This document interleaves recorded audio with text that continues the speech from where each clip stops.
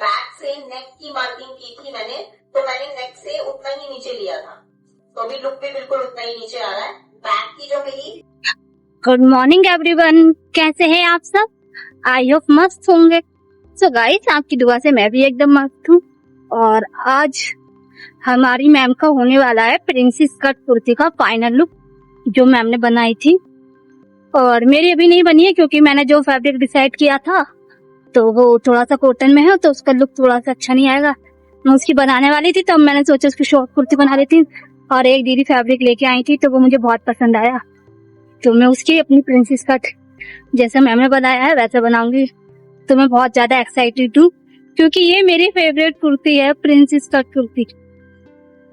तो गाइस, आज मैम का फाइनल लुक होने वाला है फाइनल प्रिंसेस कट कुर्ती का, तो वहाँ बने रहें और वीडियो को लाइक और चैनल को सब्सक्राइब कर देना, ठीक है? कर देना। लेकिन सबसे ज्यादा आएगा आपका सिर्फ और सिर्फ मेजरमेंट की वजह से। अगर आपने मेजरमेंट लेना सीखा तो फिर आपका कोई भी कुर्ती में कोई भी प्रॉब्लम नहीं आ सकती है एंड कोई भी ऑल्टर नहीं आ सकता। जैसे अभी मैं अपनी कुर्ती को निकाल के अगर इसका पूरा मेजर करूंगी तो मुझे आर्म होल मेरे साइज के हिसाब से मिलेगा, मेरा शोल्डर मेरे साइज के हिसाब से मिलेगा, मेरा अपर बस्ट मेरे साइज के हिसाब से मिलेगा, मेरा बोथ साइज मेरे साइज के हिसाब से मिलेगा, वेस्ट साइज मेरे साइज के हिसाब से मिलेगा। तो अगर मेरा ऑल्टर हुआ, अगर मेरा पहनने के बाद फिटिंग नहीं आया, तो हम ये देखेंगे कि फिटिंग क्यों नहीं आया। सबसे पहले आप सबको रीजन ढूंढना है कि अगर मैंने किसी की कुर्ती को बनाया और फिर वहां पे आर्मोल में रिंकल आया या फिर उनका शोल्डर ड्रॉप हुआ, तो आपको वो सारा मेजरमेंट फिर से रिकैप करना है। इट मीन्स आपने जो बनाकर रेडी कर लिया है आउटफिट, अब आपको हर एक मेजरमेंट एकदम फॉलो करना है, मतलब एक बार चेक करना है कि आपने जो मेजरमेंट लिया था वो मेजरमेंट और आउटफिट बनने के बाद जो मेजरमेंट आया है, क्या वो मैच हो रहा है। अगर आर्मोल थोड़ा सा भी आपके मेजरमेंट से लूज हुआ, एंड ये चीज और एक चीज ध्यान रखो कि शोल्डर कब गिरता है, जब आपका डीप नेक होता है तब शोल्डर गिरता है। अभी मेरा शोल्डर गिरेगा? बिल्कुल भी नहीं गिरेगा। फिटिंग अच्छा नहीं आने का रीजन क्या हो सकता है? ये मैंने जो अपने आर्मोल में डार्ट डाला था वो डार्ट मैंने सही से नहीं डाला, या फिर मेरे आर्मोल मेरे साइज से मैच नहीं हुआ। ठीक है, मेरा आर्मोल अगर मेरी बॉडी पे पहनने के बाद मेरा आर्मोल अच्छे से सेट हो पा रहा है, आगे से पीछे से तो उठ नहीं रहा है, बैक से भी नहीं उठ रहा है, शोल्डर से भी नहीं उठ रहा है, फ्रंट से भी नहीं उठ रहा है, तो इसका मतलब क्या हुआ कि मेरा आर्मोल मेरे आर्मोल से मैच है। और अगर उठ रहा है तो क्या होगा? एक्स्ट्रा होगा 110%। लिख के ले लो, अगर आपका आर्मोल यहाँ से बॉडी से उठ रहा है तो आपका जो आर्मोल का जो साइज है वो साइज आपका लूज हो गया है अगर उठ रहा है। और 99.9% उठता है। अगर प्रॉब्लम आती है तो आर्मोल लूज होता है, तभी ये प्रॉब्लम आती है। समझ में आया ना प्रॉब्लम कैसे आती है और चेक कैसे करना है और फिर उसको ठीक कैसे करना है। अगर मेरा आर्मोल अभी मेरा गड़बड़ हो रहा होता तो मैं क्या करती, अपनी कुर्ती को ऐसे अभी चेक करती, अभी देखो मेरा आर्मोल बिल्कुल फिट आ रहा है, बैठी हूँ मैं फिर भी फिट आ रहा है ना। तो अभी अगर मेरा आर्मोल आगे से पीछे से कहीं से भी उठ रहा होता तो मुझे उस कपड़े को ही, उठे हुए कपड़े को ही, जहां पे भी जॉइंट है, जैसे शोल्डर पे जॉइंट है, कितनी जगह जॉइंट है मेरे आर्मोल में? अभी के लिए मेरे आर्मोल में 3 जगह पे जॉइंट आया है। एक जॉइंट मेरा शोल्डर वाला है, एक जॉइंट मेरा फिटिंग वाला है एंड एक है मेरा आर्मोल में डार्ट वाला। 3 जॉइंट दिए मैंने। अब अगर मेरा आर्मोल हल्का भी लूज हो रहा होता तो जहां पर भी जॉइंट आया है वहीं पे उस जॉइंट को ऐसे पकड़ के चेक कर लिया होता बॉडी पे बैठ के कि ये वाला जो लूजिंग है, जो झोल आ रहा है, इस झोल को हम किस साइड में शिफ्ट करें। क्या ये झोल डार्ट में शिफ्ट होने वाला है, क्या ये झोल शोल्डर पे शिफ्ट होने वाला है, या फिर फिटिंग में प्रॉब्लम है। 3 रीजन हो सकते हैं फिटिंग नहीं आने के। सबसे पहला रीजन हो सकता है प्रॉपर शोल्डर डाउन नहीं किया गया। अगर प्रॉपर शोल्डर डाउन नहीं किया होता तो यहाँ से प्रॉपर शोल्डर ऊपर से ऐसे उठ रहा होता, और अगर आर्मोल प्रॉपर नहीं डाला होता तो आर्मोल वाली साइड से बहुत लूज आ रहा होता, ऐसे उठा होता। और अगर यहाँ पे फिटिंग आ रहा होता, नहीं आ रहा होता, लूज होता, तो मतलब मुझे यहाँ से फिटिंग में देना है। तो ये चीजें आप लोगों को पहले थोड़ा सा देख के और दिमाग लगा के चेक करना है कि अगर ये झोल आ रहा है तो मैं इसे झोल को कहाँ पे शिफ्ट करूं। मैं इसको शोल्डर में जाऊं या फिर आर्मोल की डार्ट में या फिर फिटिंग में या फिर तीनों जगह पे। ओके, ऐसा नहीं है कि बहुत ज्यादा अगर ढीला है, ओवर ढीला है तो उसको एक ही जगह पे कवर कर सकते हैं, नहीं। हो सकता है कि तीनों जगह में अलग अलग आपको थोड़ा थोड़ा सा ऐड करना पड़े। वो जितनी भी लूजिंग है वो तीनों जगह पे आप हल्का हल्का शिफ्ट कर देंगे, आपकी प्रॉब्लम सॉल्व हो जाएगी। तो जब तक आप किसी भी कुर्ती में बाजू नहीं लगाओगे तब तक आपका ये वाला जो आर्म होल है ये अच्छे से ऐसे बैठ नहीं जाता जैसे मेरा बैठा है। अगर ऐसे आपकी बॉडी पे अच्छे से बैठ रहा है तब आपको बाजू लगाना है। अब बाजू कैसे लगाना होगा, पहले इस आर्म होल को चेक कर लेंगे आपके साइज से। आपका ये छोटा होना चाहिए 1/2 इंचेस, एंड जब स्लीव्स का आपका एक्स्ट्रा होगा 1 इंच, जैसे 16 है 16 आपका आर्म होल है बॉडी मेजरमेंट, आपकी स्लीव्स में आर्म होल मैच किया गया 17 आया, 1 इंच एक्स्ट्रा आया, तो मतलब आपको बाजू लगाते हुए लूजिंग रखना है। बाजू में लूजिंग क्यों रखते हैं सोचो, क्योंकि हमें हैंड को मूव करना पड़ता है, और अगर बाजू को खींच के लगाया गया तो हैंड ना तो मूव हो पाएगा, ऊपर से शोल्डर को खींचेगा, इसीलिए बाजू का आर्म होल 1 इंच एक्स्ट्रा रखते हैं ऑलवेज, हमेशा। चाहे आपका डीप नेक है, कॉलर वाला नेक है या बॉट नेक है, कोई भी दुनिया का नेक है, सब में आपको बाजू लगाते हुए बाजू के आर्म होल को 1 इंच एक्स्ट्रा रखना है अपनी बॉडी मेजरमेंट से, तभी आपकी बाजू सही आएगी। और बाजू को लूज करके लगाते हैं, बराबर करके नहीं लगाया जाता कभी भी। आपकी कुर्ती का आर्म होल और आपकी बाजू का आर्म होल अगर बराबर है तो मतलब गड़बड़ है।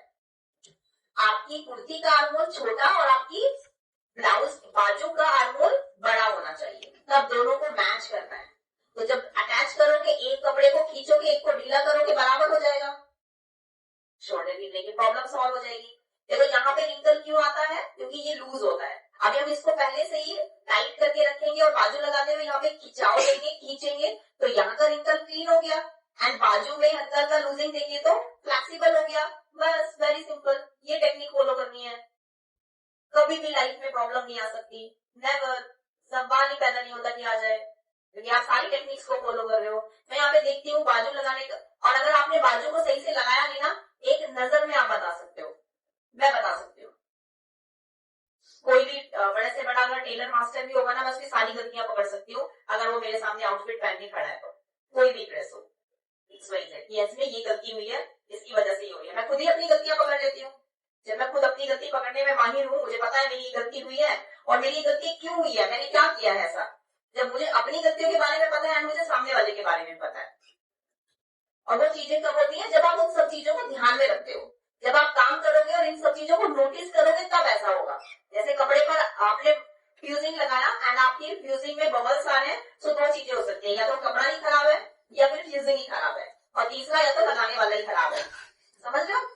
तो जब कोई भी काम कर रहे हो तो उसमें कुछ ना कुछ तो गलती हुई है। कि अगर आपका कोई भी फैब्रिक पर फ्यूजिंग ही लगा रहे हो, अनाड़ी किसी फ्यूजिंग पेस्ट करने वाले को आपने दे दिया, उसने कपड़ा इस तरीके से आयरन किया एंड उसने इस तरीके से फ्यूजिंग पेस्ट किया, फ्यूजिंग पे बबल्स आ रहे हैं, मतलब क्या हुआ, या तो अगर ट्रेंड बंदा है, अगर उसको अच्छे से नॉलेज है और वो काम अच्छे से करता है, सो देन आपका फैब्रिक का भी रीजन हो सकता है। एंड दूसरा होता है कभी कभी फ्यूजिंग की क्वालिटी अच्छी नहीं होती, उसके अंदर जो गम होता है वो अच्छे से पेस्ट नहीं हो पाता, जिसकी वजह से कपड़े में बबल्स आ जाता है। तीसरा, लगाने वाला ही ठीक नहीं है, उसको ना तो लगाना आता है ना उसको ये सब चीजों का पता है।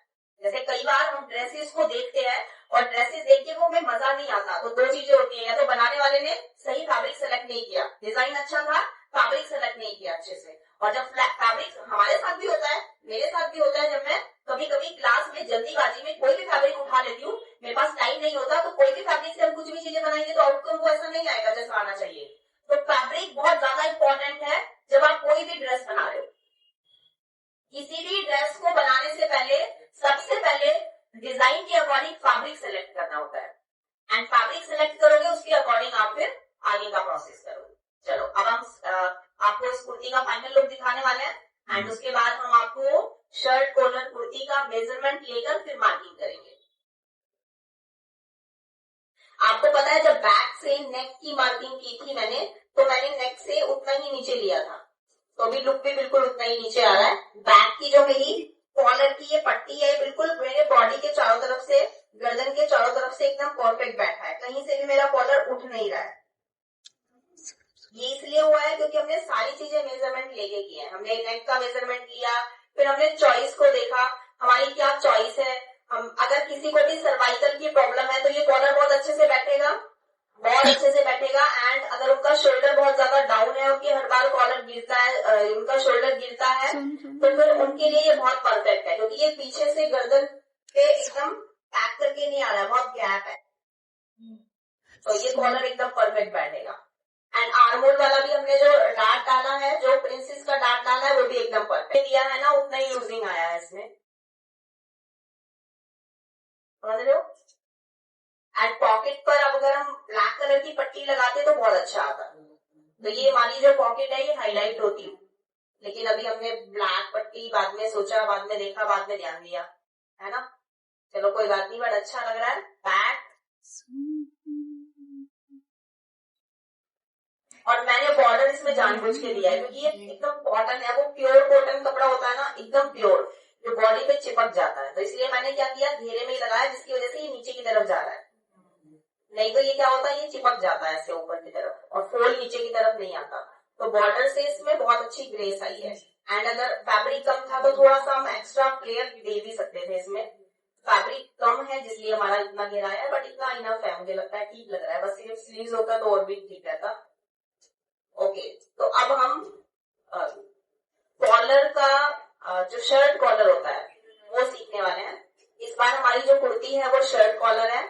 देखो, आप शर्ट कॉलर में भी ये सेम टेक्निक फॉलो कर सकते हो, जैसे हमने फ्रंट में स्लीट दिया है, पट्टी दिया है, एंड ऐसे नीचे तक पट्टी दिया है, तो शर्ट कॉलर में भी ऐसे हो सकता है।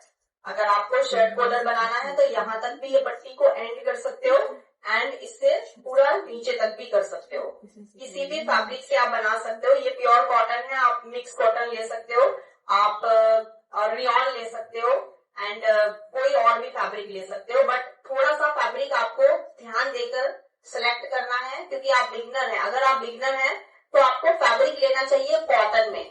कॉटन जो फैब्रिक होता है ना, वो एक बिगनर के लिए बहुत अच्छा होता है।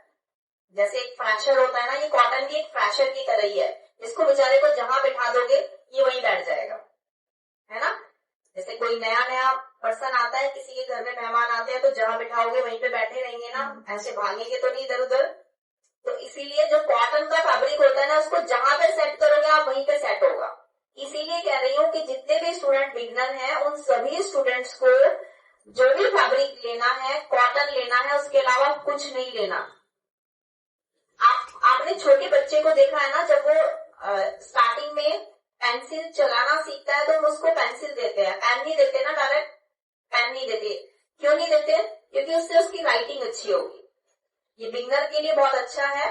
अगर आप स्टार्टिंग में ही किसी ऐसे फैब्रिक से बनाना शुरू कर दोगे जो सिल्क का फैब्रिक है, जो फिसल रहा है, जैसे साटन है, सेंटून है, या फिर अरमानी सिल्क है, ये बहुत ज्यादा फिसलते हैं कपड़े, तो अगर आप ऐसे फैब्रिक को यूज करोगे ना, कभी भी आपकी फिनिशिंग नहीं आएगी, कभी भी नहीं आएगी, चाहे आप पूरी जिंदगी भर करते रहिए।